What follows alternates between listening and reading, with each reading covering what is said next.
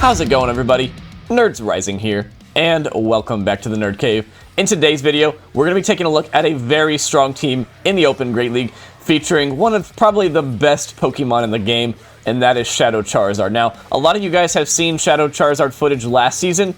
Some of the best battlers in the world, in my opinion, used it and got pretty high in the leaderboards with it. I know Human Catcher Bug really liked it. Ricey the Cajun obviously is a big fan of it. I believe he even hit Legend with it last season. So my question was, I really haven't seen too many of them this season.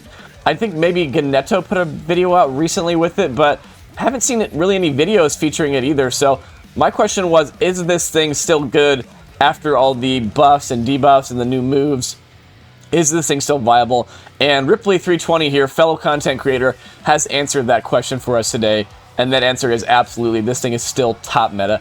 Incredibly hard hitting. And in this ABB style team, the goal is going to be to basically beat the water type or the thing like a Bastiodon or G-Fisk with the Chestnut. And if you lose the lead, you bring in the Talonflame as the safe switch, get yourself a shield advantage or switch advantage, and then with either of those things, the Charizard just destroys everything in the back. And there's some very fun wins, and some really impressive wins as well against some really tough leads. So we're just going to get right into it. Quite a few battles today. I do have them sped up just a little bit. And yeah, let's just hop right into them here and enjoy the play from Ripley. They have a Shadow Vic on the lead, which is really not that great for the Chestnut, so brings in the Talonflame, gets to the Brave Bird on CMP. Does the opponent respect it? They don't. It one-shots the Swampert. Everybody loves to call baits on mons that have moves like Flame Charge or Acid Spray, where they know that opponents are likely to just, try to buff or debuff. They just love to call baits. And Ripley here, what you're going to see in these battles, does not bait, just full sends the Brave Bird every time, gets switch advantage, and at this point, I like this play, just going to bring in the Chestnut, fully sack it. It doesn't really have too much play against the Vic, and the opponent is throwing all of their energy right away. You love to see it, and now Shadowzard has a 2-to-1 shield advantage, and this wall range is pretty low already, and since it's Shadow on Shadow, I'm thinking a Claw may just about KO here. Maybe not quite, but the opponent aggressively brings back in the Shadow Vic and gets the farm down, but not before he has to take a move. Is he going to call it here? Going to call the double resisted Leaf Blade and still lives it just barely. And now, yeah, I think this is a safe play. Go for the Claw. They shield it and now has the Blast Burn. And already in the first game here, overcoming a pretty tough lead. And Shadowzard sweeping that line. Very nicely done. So yeah, next battle, we have a Dartrix on the lead. This is another one of the mons that got a move update. It looks like it was running the Leafage there. And again, the opponent is going to answer the Talonflame with a Mudboy. This time it's a Quag. I don't think a Brave Bird quite KOs here. And it still does huge damage, though. That's insane. And now can very easily just shield this up, farm all the way down. And now Ripley has switch advantage. And the Dartrix is definitely not going to appreciate seeing that Shadowzard, and the opponent is actually answering the Talonflame with a Wigglytuff, so they are fully core broken here by the Fire and Flying typing, and they shield the first Flame Charge as well. And yeah, this is just game over already. Even if he doesn't shield this, even if the opponent doesn't shield this, could just bring in the Chestnut, sack it, and then just save the last shield for the Charizard, and that's exactly what he's going to do, yeah. So this is just so over. It's not even funny.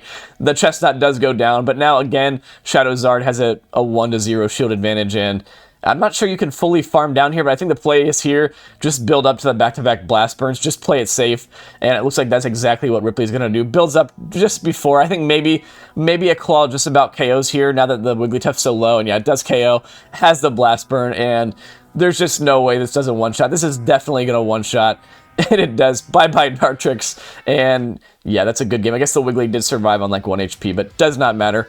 Very nicely played there. And knocked out lead here. Another terrible matchup. Ripley is just losing every single one of these leads. And again, the opponent brings in a Swampert. And this might have been a CMP tie. Again, will this opponent respect the Brave Bird? And they don't respect it. Nobody's respecting the Brave Bird. Oh my goodness, guys. Shield your dang Brave Birds here. And they have double Mudboy in the back. Oh my gosh. And the opponent gets greedy over farming again. I think this was a CMP tie, and Talonflame on the safe switch, just putting in so much work. At this point, you definitely just let this go. They do full send it. Chestnut can just come in here, tank everything. Chestnut resists every single move from the Quag. And yeah, Charizard is going to be on that Knockdown. And with a shield advantage, there's just nothing a Knockdown can do. The Charizard probably will have to double shield this, but again, it really doesn't matter because Chestnut doesn't need shields to very easily beat that Quag. So I think all you do here is you just massively overfarm, maybe even bait. I'm not sure that you need to bait, but probably could just bait anyway, or is he just gonna build up? Yeah, just builds up to the Blast Burn. I think this is the safer play. Just double Blast Burn the Noctowl. And yeah, it does not matter, even if they were at the move, which looks like this was a CMP tie. This is just game over. And yeah, Charizard, again, just insane with shields down, with a shield advantage. You give this thing any sort of advantage, energy advantage, it will just destroy your entire team. And yeah, it doesn't even need the Chestnut because the Zard just wrecks the whole team there. So crazy win there. Another terrible lead. This is actually a pretty nice lead for Ripley here. Finally, the first Juan lead that he's had. And the opponent has a jump up here, and I don't even think this was enough for the acrobatics here. No, they're on aerial ace. Oh no, opponent. This is definitely going to be a rough matchup for the opponent. It's looking like this is just going to be another aerial ace. And the jump left is on bullet seed as well. So these are going to be double resisted here. And I like this play. Overfarms massively, is at the back-to-back flame charges now. So if they shield and they do let it go, he was at the back-to-back. And now, yeah, I like this play as well. Just go for the double resisted Brave Bird here. Still going to do a decent amount of damage. Does get a shield and instantly lowering that attack there. Or sorry, I cannot speak already, guys. Instantly lowering that defense was nice because then the opponent got less farm.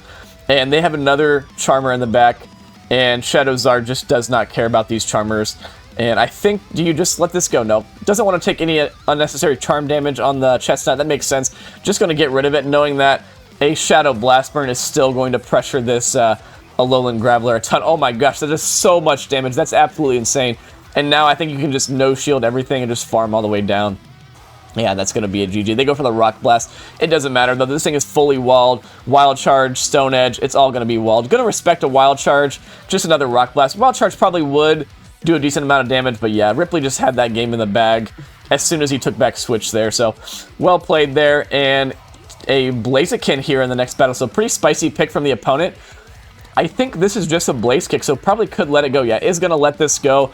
Tanks the Blaze Kick, and they're staying in here, so I do like the bait here because he's at the back-to-back flame charges, and I think if he Brave Birds here, the opponent probably does farm down before he makes one more Incinerate. So I like this play.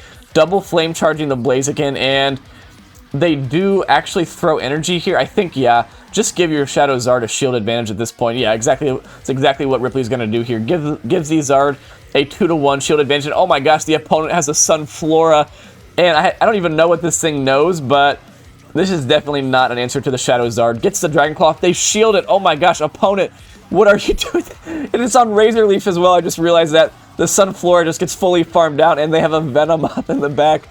Oh no, opponent in absolute shambles. Venomoth gets one-shotted from full health. Oh my gosh, what a savage win there. Yeah, I think you definitely still have to bring in the Venomoth to the Charizard. It's still a terrible matchup, but wow, very interesting decision by the opponent there. Again, these are some earlier season battles, but you just love to see the spice. And in this battle, the opponent had a Dedenne, and the opponent shows no respect whatsoever for the Frenzy Plant. That nearly one-shots in.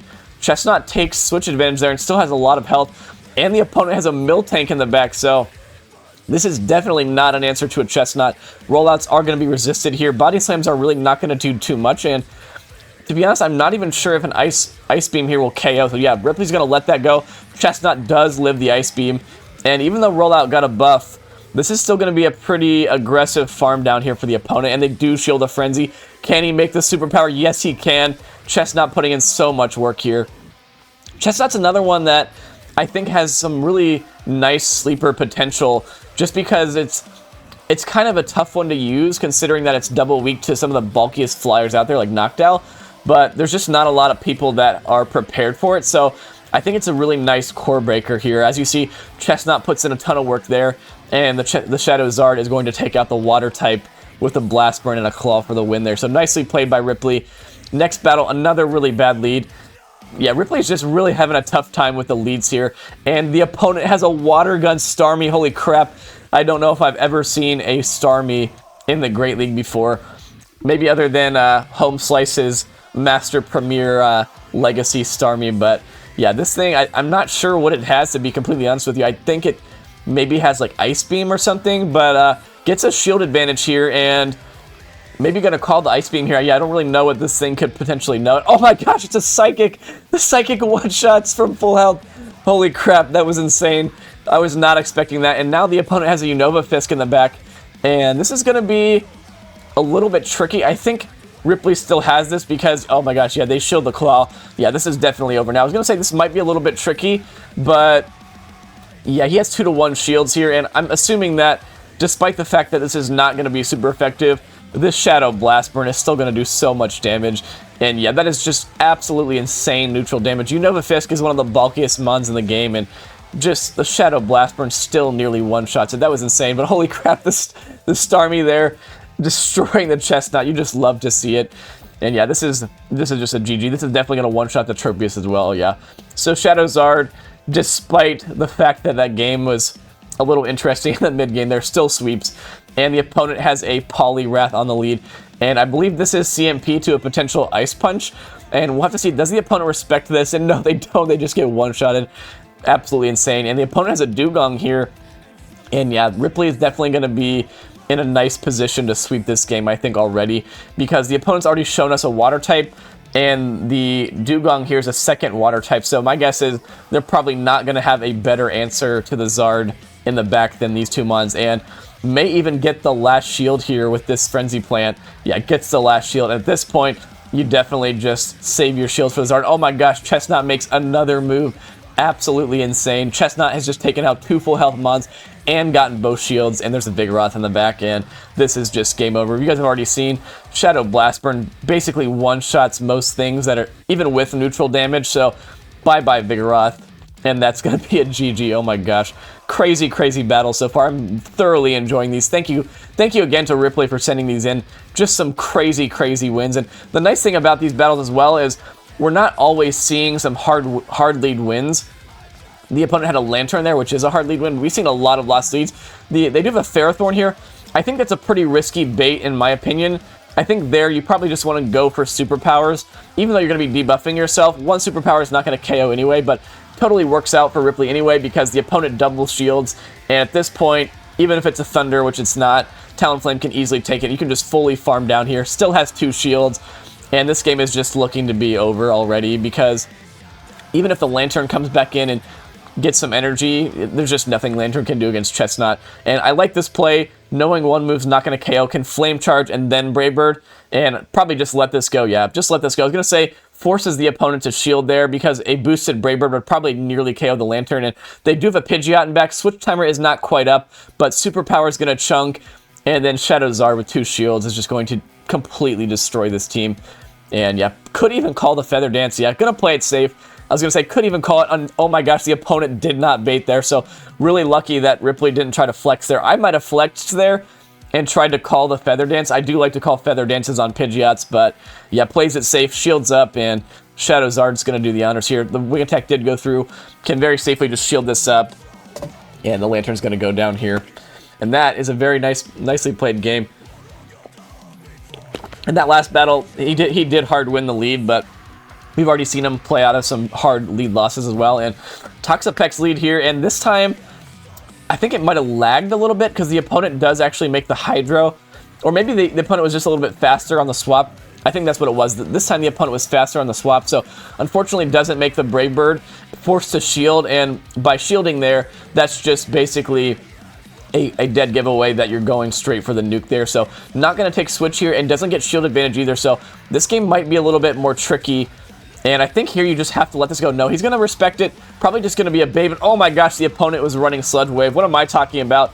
Ripley clearly knew what he was doing there. I would definitely have let that go, and probably my Chestnut would have been one-shotted. And yeah, I would have just lost this game because I would have a Shadow Zard into a Toxapex. So yeah, very nice shield there.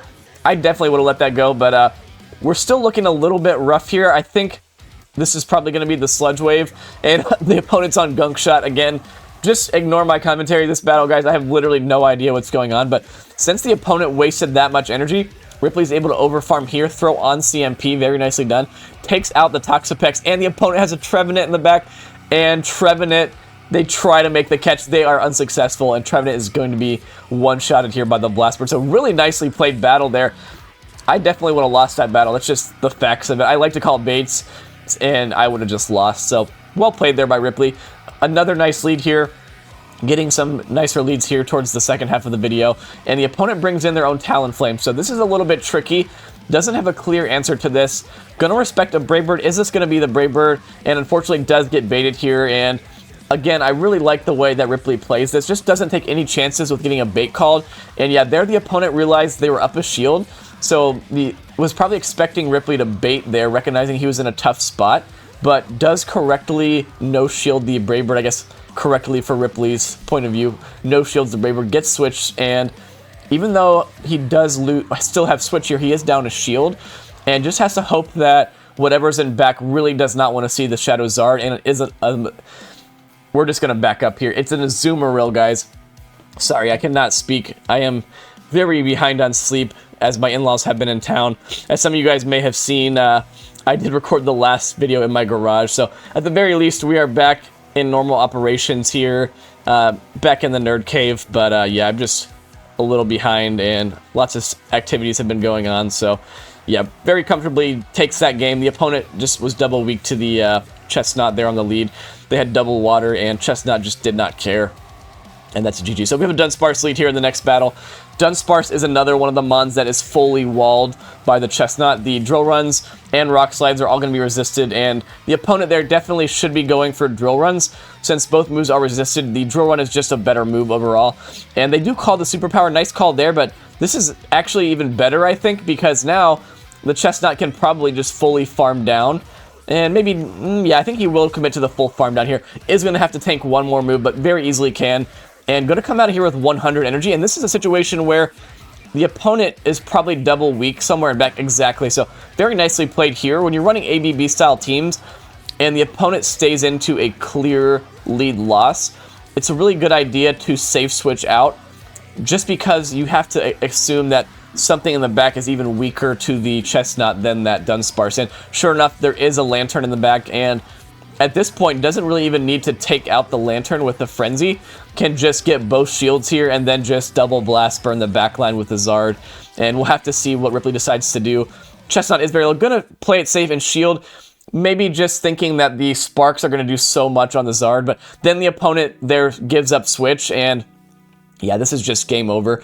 I think now you probably just massively overfarm here. Again, they are on bullet seat, so not gonna be taking any unnecessary fast move pressure, and takes out the jump bluff, and this is going to force the Lantern to throw right away, and they don't throw, and yeah, this is just game over now. Blast Burn honestly probably KOs here, and just barely doesn't, but yeah, they're not at back-to-back surfs here, and I think one more Vine Whip is going to KO this Lantern, so well played battle there, and that is another dub. I think we've only seen dubs as well, so some really impressive wins. I forget, I'd have to look at the submission again, but I want to say Ripley said he went like 21-4 with the team, and that's pretty impressive, to be honest, considering you're running fairly glassy backline. So this time the opponent, I think, was this Atropius on the lead? I forget if there was a different lead, but Talonflame into Atropius. This is just a very good matchup. The Aerial Ace just does not do that much damage, and the opponent looks like they are going to make one more move, but I wasn't counting. Was this just a Leaf Blade? Ripley is calling that it was, and it was just a Leaf Blade. Very nicely done, and the opponent has a Lantern, and with switch advantage, this Lantern is just going to have a really rough time here. I'm not sure what they're going to have in back, but Chestnut can very comfortably take this matchup with shields up. Oh, yeah, sorry, it was a Goon on the lead. So again, you're seeing that the opponent was fully core broken by the Chestnut there on the lead. And this is a situation where if you're the opponent, you kind of just have to stay in the lead with the Goon, because what the opponent did there was they brought in their only answer to the Chestnut, which was the Tropius. And then once that was gone, the Talonflame beat that. Now the remaining two mons just get completely wrecked by the Chestnut here. And yeah, just brought in the Zard there just to sack it. And I think you just let this go, because even a Thunderbolt's not going to do that much damage. And very easily it's just going to take this game. Can build up the back-to-back frenzies. And that's just going to be game over. So yeah, if you're in a situation like that where you're double weak to something, you just have to sack your lead and then just hope that the opponent doesn't safe switch out of there after the lead goes down and preserve that mon that you're weak to. But yeah, just destroyed that opponent there, and I believe we have maybe 2 more battles left. Another knockdown lead here, really bad lead. Brings in the Talonflame, as we've seen, and once again, the opponent brings in a Mudboy. And will this opponent respect the Brave Bird? they don't, and this Quag must have better IVs, because this time the Quag actually tanks that pretty comfortably. If you remember, the Quag from earlier in the game was in range where like 2 more Incinerates KO'd, so this is just a better IV Quag, it looks like, because unfortunately is not able to take Switch there. But the opponent there brings in a Whiscash, and Whiscash is not really an answer to Charizard because Mud Bomb is going to be resisted, so if this was me, I probably would just call this here. And yeah, it does get baited there. I was going to say, a lot of times when you have 2 shields, opponents do love to bait, and is he going to catch the Mud Bomb here? This would be absolutely savage.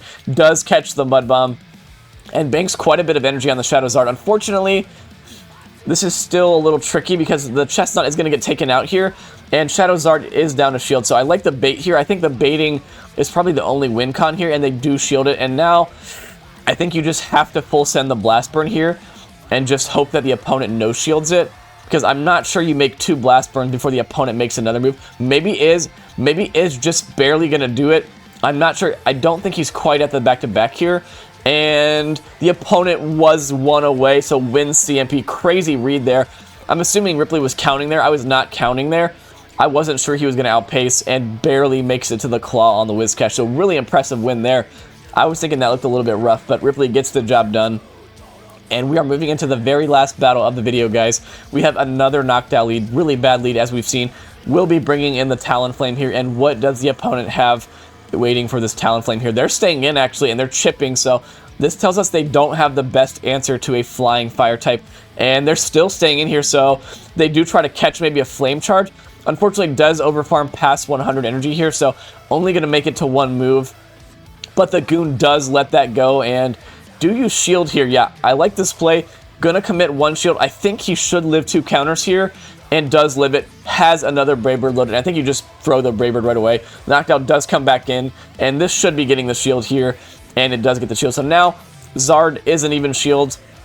I think Zard can potentially live 1 Sky Attack, but Ripley just wants to shield it up just to be safe, and oh my gosh, they went for the Shadow Ball there. So again, just completely ignore my commentary. That would probably have one-shotted my Charizard if this was me. And at this point, I think you can just go for the Claw. He is going to bring in the Chestnut here. I think the play probably would have been to just commit to the second move there, because now if they have a answer to the Zard in back, it would have been nice to have that Chestnut still alive, but does throw on CMP. Nicely done here. The opponent does catch that on a Trevenant and is going to farm up again. This is CMP to the Seed Bomb, and I think just has to hope he can survive. Maybe, I think he does survive 1 more. We're gonna take, oh, he had the Claw already. What am I talking about? I was gonna say, I don't think the knockdown was at the move. I thought he was 1 away from the Claw there, but was in Claw range anyway, so it does not matter. Very nicely played battles by Ripley. Ripley was just outplaying me in these battles, and a lot of these I was thinking one thing, and Ripley just knew the correct answer and won a lot of really tough leads. So very, very cool wins. Very, very cool battles. If you guys do want to check out Ripley's channel, I will have a link to that in the description. Really cool content creator. But yeah, thank you guys so much for watching. Again, continue to like the videos, subscribe if you haven't. The channel has been blowing up lately. I've really appreciated all your guys' support. It's been a lot of fun for me lately. So yeah, I will be getting you guys some Ultra League content probably coming here in the next couple of days once the leagues rotate. I do have some cool new mons that have been buffed for the Ultra League, so stay tuned for that. And also make sure you guys check out my feature over on King GBL's channel, and I did get a feature over on Yonkis' channel as well with my Rank 1 Masquerade, so make sure you guys check out those videos. But again, if you are not subscribed, if you're new to the channel, please consider hitting that subscribe button, because the more subscribers we can get, the more Pokemon my wife will let me play.